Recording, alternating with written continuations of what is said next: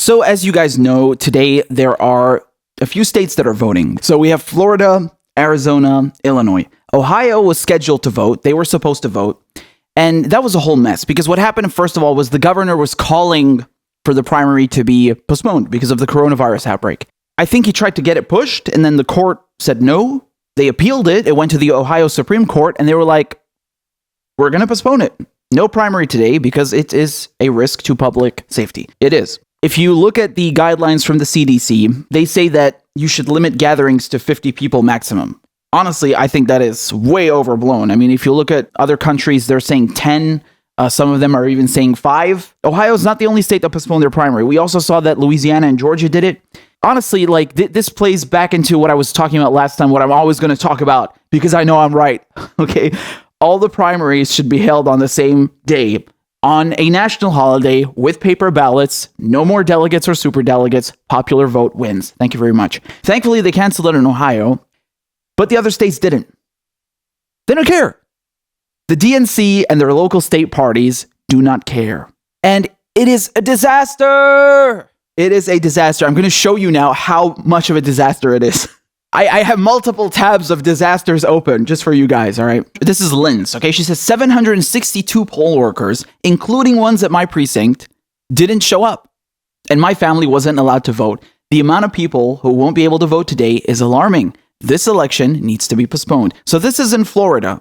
And she says underneath that her dad won't be able to vote because he's working, which, you know, again, this is why you need to hold these things on a national holiday. Not just because there's a goddamn pandemic, because that's a democratic thing to do. Again, this is how you oppress the working class. You hold elections on days when they can't come and vote, which makes sure that you oppress them and they can't participate in your democracy.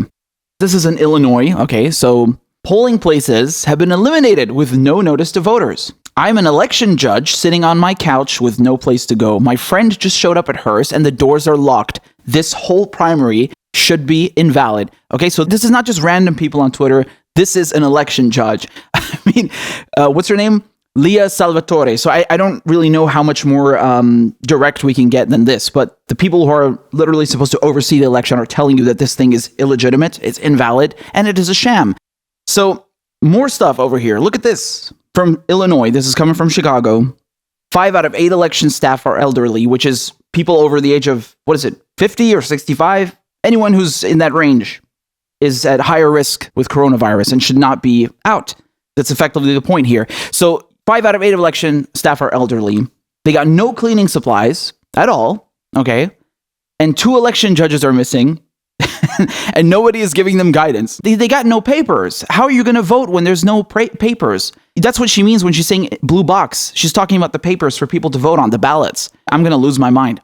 How are you supposed to vote with no ballots? How are you supposed to vote with no election judges, no election officials to oversee the thing? How are you supposed to vote in the middle of a pandemic when you have no cleaning supplies?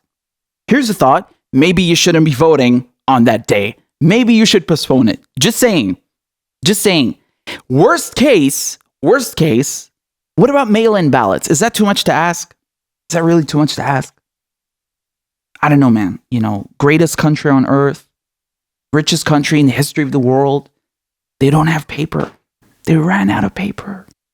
Where's the paper? This precinct didn't get a blue box. How is that excusable?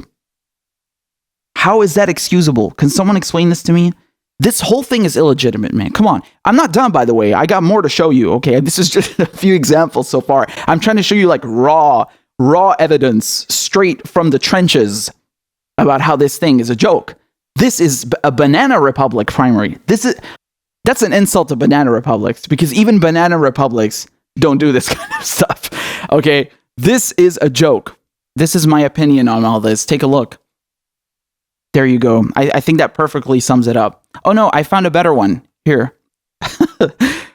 That's more like it. That's more like it. This is from the Los Angeles Times. Now look at Florida. At least 5 polling stations in Palm Beach County could not open because workers didn't report for duty. No one came. The county, this is just Palm Beach, by the way, right? Which is probably one of the most populous counties in Florida. The county had 800 volunteers back out as of Monday. with only 100 new volunteers offering to take their place. I mean, the fact that they didn't have mail-in ballots in the first place and that they allowed this primary to go ahead is the real cause here. This is the real issue. So anyway, going back to Illinois now, I mean, this is ridiculous. Look at this here. You have a county clerk who took to Twitter on Tuesday morning to encourage poll workers to mark space on the floor at polling sites to keep voters a safe distance apart and avoid spreading the virus. Okay, look. How can I put this to you? How about you just don't hold the goddamn thing, though, in the first place? You're understaffed. People are not coming to vote. Maybe it's time, not for tape on the ground. This isn't a post office. I mean, this is what you see at a post office or at the DMV or something. Like, wait at this line. I'm just going to go on a limb here. I'm not a doctor. I did not go to Harvard. But I'm just going to go out on a limb here and say that this is not correct procedure in a global pandemic. Just saying. I'm just saying. Again, I did not go to Harvard, but I hope some of you can back me up. This is really Banana Republic stuff. Again, it's not even Banana Republic. We need a new fruit. What's a fruit that I don't like? Bananas are dope, by the way. So, Passion Fruit Republic. Sorry to people who like passion fruit. This is a passion fruit republic. Okay, this is unacceptable. I'm sorry. This is just a joke. We're not done. In some cases, polling stations were moved out of nursing homes where the residents normally vote. They have a higher risk of contracting and suffering from the disease, okay? But the risk-reducing step was taken too late for residents to apply for mail-in ballots. And public health protocols made it tough for them to get assistance. Voting machine malfunctions and misrouted polling supplies also caused problems in Illinois. You know, I find that sentence very funny where they say misrouted polling supplies. Oh, you mean like the ballots? You mean like the fucking ballots not being there? Misrouted polling supplies. Welcome to 1984. This is newspeak. Misrouted polling supplies. What the fuck is that? This is such a joke. This is an abomination. This is embarrassing. What the fuck are people supposed to vote on? A piece of toilet paper? Where do you mark your vote? There's no ballots. Oh my God. Oh my God. It goes on. We're not done. A Chicago election spokesman said there was a scramble to relocate about 50 polling places. 50 polling places! 50 polling places that said they would not be available for use on primary day. The delivery of election equipment, again, that's the misrouting of polling supplies. The delivery of election equipment had to be shifted to new sites Tuesday, delaying their opening. It was unclear how many of the new sites were up and running. No reason was given for their cancellations. I'll give you a reason. Here. Gross negligence and incompetence. That's the reason. That's the only reason.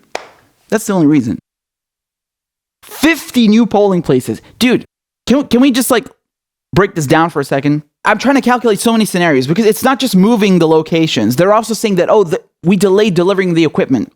So, for example, if the polling station was open from 7 a.m. till 7 p.m., just as an example, and you only got your supplies at, 1 p.m., what about the people who had work right then, who could only vote in the morning? What about them? Oh, you delivered the equipment too late. You delivered the ballots too late. Someone working at one of the precincts, I think this was in Chicago, Illinois. Again, I can't find the tweet right now, but I had it somewhere. And they said that they had to turn away around 100 people because they didn't have any ballots for them to vote with and no cleaning equipment. This is a disaster. You have people not showing up because they're afraid to contract the disease, understandably. And we're not just talking about lower voter turnout. We're talking about the goddamn people who are supposed to run the precincts, run the election, verify the election. They're not showing up. And on top of it, you're having polling places being moved away. Do you think the people know where? Do you think every one of them knows where their new polling station is now? Highly, highly, highly unlikely. And on top of it, the supplies are being delivered late. I mean, this is really, this is a passion fruit republic disaster. I have no words for this. And I think this exemplifies not just the negligence and the incompetence, but the blatant corruption of the DNC and their local state parties, their cronies. They all work in tandem. This is all a coordinated effort. If the DNC really wanted to, they could easily tell them, no, we're postponing the primary. till June, till this thing dies down, till it blows over, till it's no longer a public health emergency, till we can make sure that we're not misrouting voting supplies, getting people their ballots on time. That would be nice. Wouldn't that be nice if you had an election where people actually had paper to vote on? Crazy, right? Actually crazy. I know. It's way ahead of your time, but bear with me. This is not just incompetence and negligence for people's health, but also it's voter suppression. Look. Do you really think Tom Perez, right now, Mr. Tom Perez, doesn't know everything that I just told you? Do you really think he didn't know that beforehand? Of course he knew all of this. All of them know this. All of them. And they chose to let it go ahead. They chose to let this happen. They're not just responsible for voter suppression, for making sure that people don't come out, for making sure that people don't know where to vote, for making sure that people come to vote, but there's nothing there for them to vote on. They are also responsible for all the health risks and all the gross negligence in regards to public safety that comes with holding primaries during a global pandemic. They should really be in jail for this. I mean, at what point do you draw the line of, wow, this is criminal behavior? Where is the line exactly? Where does this become criminal negligence? I'd say this is pretty, on point. I'd say this is up there. There's so many things going on. It's not just about the public health. It's also the election interference, the making sure that people don't go out to vote. Because if you know that most people are staying home and you know that everything is going to be disrupted and you're like, well, it would be such a shame, boy, if we had the election anyway, right? Oh, yes. I bet a lot of the sheep would not find their polling stations on time. It's beyond incompetence. It's criminal negligence at this point. Like I said, this is not just Tom Perez. This is all the local state party cronies. I'm about to talk about Joe Biden as well. This is all of them. They know perfectly well what they're doing. They're not stupid. The coronavirus is like a perfect storm. It's like something that just fell out of the sky. And they're like, oh, thank the heavens, boy. Now we can rig this thing in peace. Now we can claim that, things were disrupted and we're awfully sorry, boy. We couldn't get your papers there on time. This corona thing, spot of trouble, bit of bad weather. Awfully sorry, boy. It's a perfect storm. They're capitalizing off of it. And oh my God, I would not be surprised if they cancel the convention. It's coming. Get ready. It's coming. It's coming. And it's going to be online. They're going to decide your future on Skype. I mean, they've already decided it in a smoke-filled back room. Make no mistake. But even the circus, even the play, even the charade, they will insult you by doing it on Skype. Oh yeah, just you wait and see. The DNC could not be more happy about this pandemic than anyone else, okay? They're sitting like this in front of the TV screen. Because now they get to rig it in plain sight and just blame it on a pandemic. I can just imagine Tom Perez, well, we had difficulties, but, we can't always take control of what happens, and democracy is good.